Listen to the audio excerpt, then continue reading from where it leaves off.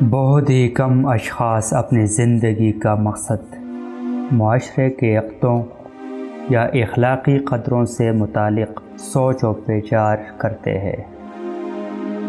جو لوگ دوسروں کے سامنے اپنے مصائب کا رونا روتے ہیں، وہ یہ نہیں جانتے کہ یہ لوگ ظاہر ہمدردی کا اظہار کرتے ہیں، لیکن باطن دوسروں کے مصائب پر خوش ہوتے ہیں۔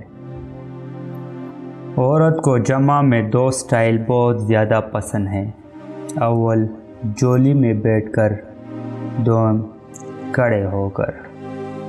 سورج خود بخود پھول کھلا دیتے ہیں، چندرما آپ ہی آپ چاندی کو پلا دیتا ہے، بادل بن مانگے پانی برسا دیتا ہے۔ اسی طرح نیک انسان بغیر کچھ کہے دوسروں کی بھلائی کا کام کرتا ہے۔